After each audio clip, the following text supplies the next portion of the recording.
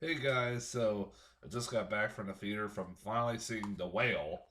Um, yeah, this is a weekend where, as you'll see, for the next couple of days, I'll be just reviewing nothing but award season movies, a lot of Oscar nominated movies that finally came to my theater.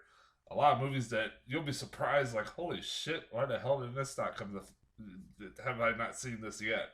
The spoiler alert: tomorrow I'll probably be reviewing. Looks like to be reviewing The Fablemans. Some fucking reason we didn't get that. I have no idea. It's a Spielberg movie. It's not like it's like an independent director, like a no-name director. It's a Spielberg movie. Even though this one and West Side Story didn't do very well. I mean, I why the fuck are theaters not some theaters not playing Spielberg's movies? I don't know. I don't know. And this was another one that I was on my radar. It was something I really wanted to fucking see. Um, and it's like, well, might as well start the weekend off with this one. One of the movies I was really looking forward to, which is The Whale, the new Darren Aronofsky movie that's got a lot of buzz and a lot of uh, talk, particularly with Brendan Fraser. It was a movie that was under my radar for quite some time. It was particularly when I heard about uh, that was directed by Darren Aronofsky, who's again one of my personal favorite directors. If you don't know who he is, he's the guy who's made Requiem for a Dream, probably his most famous movie. He's made some crazy batshit movies over the last couple of years, like Mother and Noah.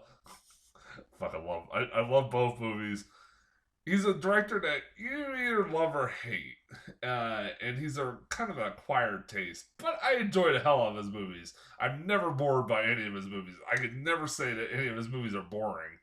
I like ones or some of his movies better than others. My opinion, his best movie is The Wrestler. For fuck's sake, he that was I felt like the most down to earth movie he's ever fucking made, and like one of the most realistic portrayals I've seen him of like I love his perform or love the wrestler. It's honestly kind of like different for him to kind of do something like it felt like a little bit different from anything that he had done before, and it really was a really goddamn great movie.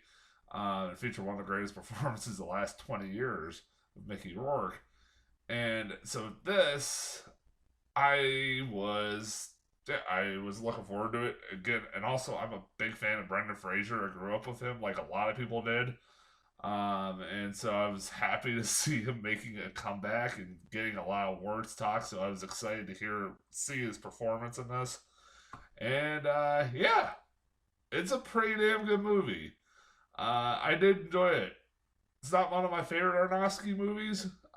It's I'm probably going to be comparing a lot to a lot of different movies he's done because this movie reminded me a lot of he has a lot of the same tropes that you see in a lot of his movies, especially in recent movies. I'll talk about in a second, but I enjoyed it for what it was. I mean, at this point, I, what do I say about Brendan Fraser's performance in this movie? Uh, that hasn't been said. I mean, everybody's fucking been praising it. He's probably gonna win Best Actor come award season. I think it's between him and Austin Butler, but I'm pretty sure this is out of the two. Who would I say was the best one? I want to give it to Fraser, man, because this guy is. I remember somebody saying, in as far as like Oscars, I hate the Oscars now. I don't watch them anymore. I might watch it just to see if he wins the Oscar because you know what? One of the reasons why I do sometimes watch the Oscars is to kind of finally watch somebody that you like and or respect and think is a really hell of an actor or director or whatever finally get the recognition they deserve. And honestly, it's gonna be awesome to see Brendan Fraser finally get the recognition. Always been a pretty goddamn good actor. And he's fucking great in this movie. His performance is great. His transformation is insane. Like you almost fucking forget that's Brendan Fraser. It's that great. I mean, he pulls down. He portrays a 600-pound man really fucking well. I mean, Jesus, man, it's hard to watch. This movie is a hard sit to watch. Man, like the shit that this poor guy's gone through, and this character has, and you want to see him kind of because he's literally this character is literally dying. Like he is on his deathbed. He's trying to make amends with different people, particularly his daughter, who he left. Uh, his daughter and his wife years ago when he fell in love with a male college student and they had a gay relationship, and then his boyfriend fucking killed himself, and now he's like obsessed. Like in order to cope with it, he ends up eating nonstop, and that's what causes the morbid obesity. And it's a really tragic tale. Like Aronofsky, you could say his characters, man, his movies are not fucking lighthearted at all. They do not fucking pull punches, and this movie doesn't pull punches with this character. I mean, pretty much right off the bat, say he's fucking dying, and it's depressing as hell. I mean, it also is funny too. There's some funny moments of Brendan Fraser. I just generally want to see this guy. You know, I'm happy to see Brendan Fraser. The guy's been through some shit. Like he's a guy who was like I'm not a big fan of the internet, but you know what? I love that the internet has kind of come together in support of Brendan Fraser. That is one of the coolest things about the internet and how much they love Brendan Fraser. And like everybody kind of like unanimously wondered for a few years, like what the fuck ever happened to him? Is he just disappeared off the face of the earth? And did you actually find out where he's been and why he left and why he retired from acting? And you're like, God damn, man. It's like you almost feel bad for the dude. The guy's been through some fucking shit. And I could see maybe him kind of channeling a lot of the shit he's been dealing with in his life in this movie. Of course, he's not a 600-pound man that's about to die, but you know, fuck. I mean, like his performance is great, man. I can't say enough about it. I also liked one of my second favorite performance other than him was the character, his friend Liz, that kept visiting him. She was probably one of my favorite characters in the whole fucking thing. Or she's this friend of his that just keeps taking care of him, and is the only one that really cares for him, like only person left in his life. And you know, she wants him to, you know, he refuses to go to the hospital. He has no health insurance, probably because of his size. He probably no health insurance will cover him, which you know, I don't blame him. And all his health problems, he's literally having congestive heart failure. His heart, wasn't fucking blood pressure was like at pretty much a fucking at a rate you do not want your blood pressure at. Let's just say. And she just wants to hit Hong Chow. That's who it was. She's been in a lot of fucking movies lately. She was in the Watchmen TV show. She was awesome on a Watchmen TV show. I love that show, by the way. And she was in The Menu recently, and she was awesome in that. She's an actress I keep seeing in movies, and she's really fucking good. And she's really good in this one. She's like, you feel for this poor girl who wants to help her friend and doesn't want him to die. And she knows he's dying, and she can't do anything about it. And you feel for her character. This movie, well, I like I said, I like the movie. There are things about it that kind of, I mean, it's getting like mixed middle of the road reviews. Pretty much everybody unanimously has said like Brendan Fraser is the best part of this movie, and he is. He's like the best part. Now, like I said, even Hung Chow, I fucking loved in the movie too. Things I kind of like, I was kind of curious, like going in, like why is this kind of getting middle of the road reviews, not like getting unanimous praise. And I also, one of the things I do like, that this movie felt like, I was like, is this based off a play? And I looked up, I was like, no, it's not. It would be kind of hard to make a play out of this because you'd have to have somebody like prosthetics. By the way, the prosthetics, holy shit, that was fucking impressive. That was some impressive prosthetics made by the makeup department for the fat suit. I mean, holy shit, that was really well done. I give him props. That was, I mean, it shows some of the I mean, it could have got more grotesque, honestly, especially the guy his size. But yeah, it don't pull punches as far as like how grotesque some of. And man, also this movie made me want to lose some fucking weight. After I watched it, I forgot to mention when the movie, I when I went to go see this movie, I bought a big tub of popcorn and a big soda, and I go to sit down on this movie, and I thought, oh wait a minute, what the fuck am I doing while eating this while watching a movie about a morbidly obese guy? As that just doesn't make me feel right. Um, that made me laugh thinking about that. Um, so I had some problems with this movie. Is some of the side characters in this movie, particularly one, his daughter, who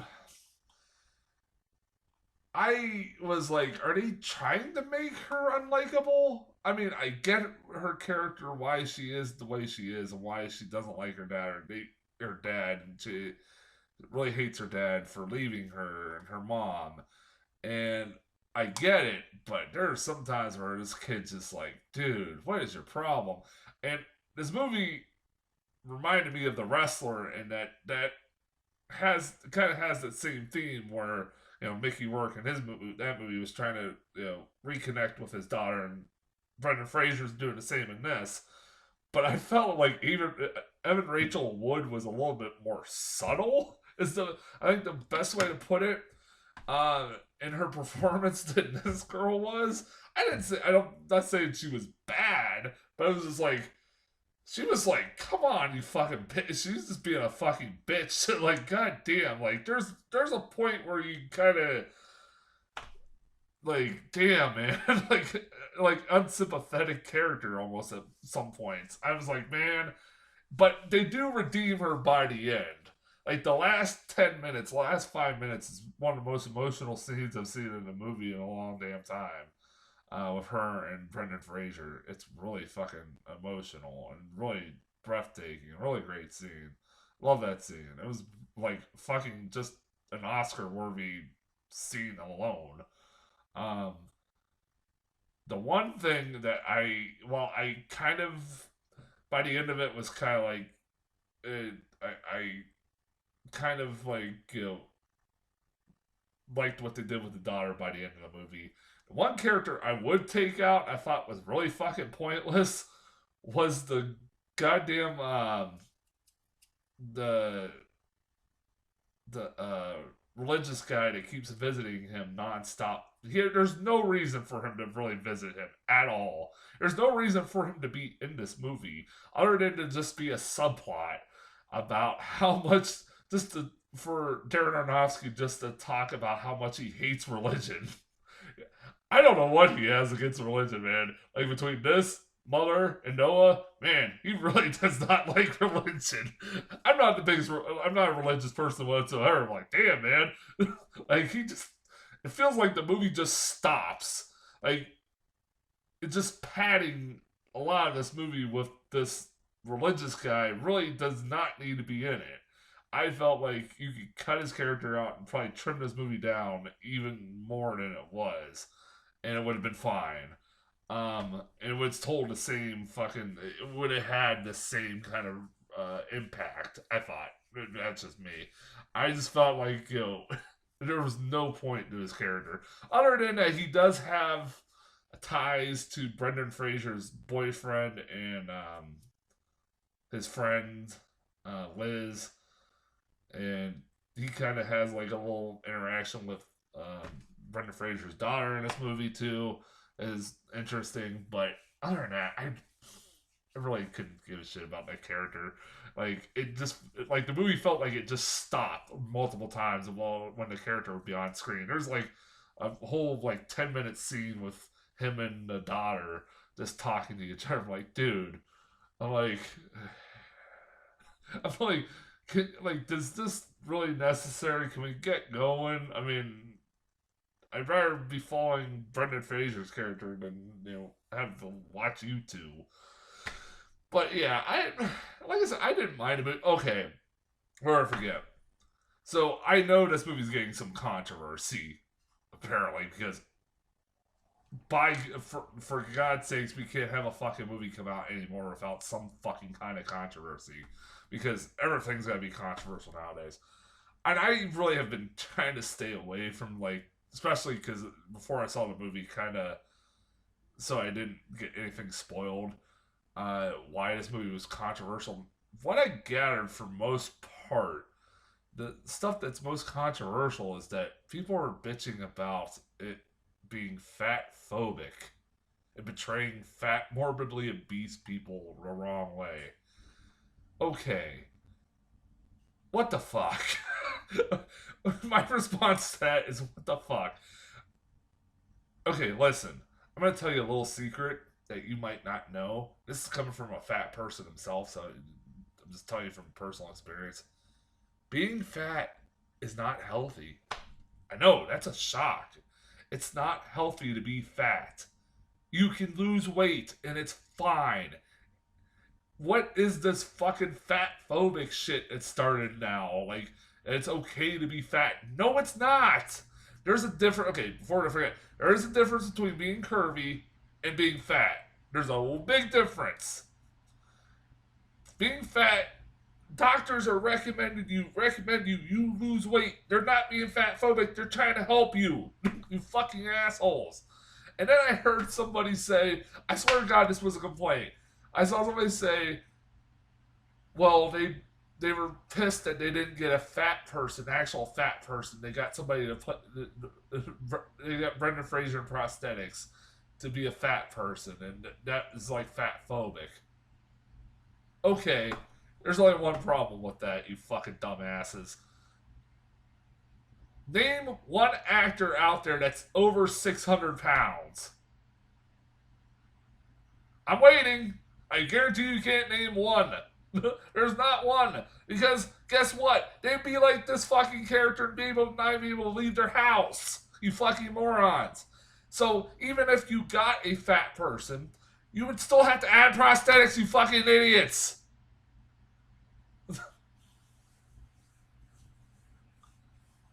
God. Fucking people are. Why are we. Why is there controversy on every fucking thing nowadays? I can't stand it anymore. It's like, I don't know what to. I don't want to live in this world anymore. It just. Whatever. Like, we're pissed that people are fucking calling people fat, people are fat unhealthy. You're just a fucking moron. I feel bad for doctors. That's just a rant I wanted to get on real quick. But yeah, as far as the Whale, go see it. Really good. I was the only one in the theater. I felt bad. I was like, man, that sucks. Um, Not one of my favorite Aronofsky movies. Not as good as The Whale. Or not as good as The Wrestler. Uh, I thought, honestly, even Mickey Rourke's performance was a lot better than Fraser's. And I like Fraser's performance in this movie, but Mickey Rourke was like, that was, felt like a personal movie for him. Like that was not much acting. It was going from what he's dealt with in his real life, because he was a guy who dealt with a lot of shit in his life. So yeah, I thought that was more impactful. I mean, there's a fucking reason that Sean Penn. I still don't understand how the fuck that's a whole another rant for another day. But yeah, go see The Whale. As far as what my plans this weekend are, I'll be seeing tomorrow Living and The Fablemans, and then Sunday my plan is to see the Banshees of Inisherin and Infinity Pool, the only new movie that I'll be seeing this weekend. Until then, I'll talk to you guys later.